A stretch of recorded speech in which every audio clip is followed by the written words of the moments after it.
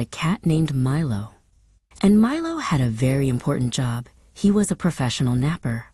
He spent most of his day snoozing in sunbeams, dreaming of chasing mice, and climbing tall curtains. "You must sleep 70% of the day," Lily would giggle.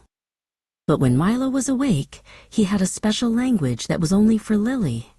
He would follow her from room to room, letting out a very loud and very important meow.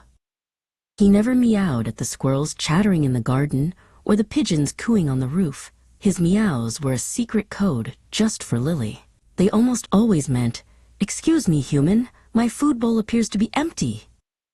One afternoon, Lily came home with a wonderful surprise.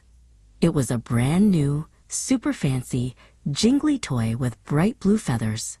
She wiggled it and jiggled it, but Milo just watched with a flick of his ear. Milo wasn't interested in the fancy toy.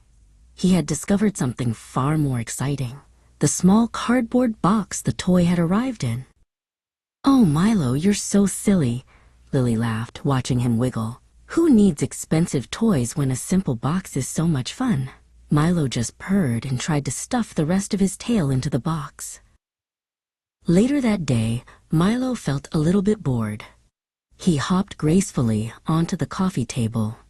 There, sitting all by itself, was Lily's favorite bright red crayon. Milo looked at the crayon. He looked over at Lily, who was busy reading a book on the sofa. Then, with a very deliberate, gentle pat of his paw, he pushed the crayon right off the edge of the table. "Milo," Lily exclaimed, looking up from her book. Milo sat down, wrapped his tail around his paws, and blinked slowly at her. He wasn't being naughty. He was simply reminding everyone who was the true boss of the house. Lily sighed, then smiled. She scooped him up for a big cuddle. Whether he was sleeping, meowing for food, squeezing into boxes, or causing a little trouble, he wasn't lazy or mischievous. He was just being Milo, and that was absolutely perfect.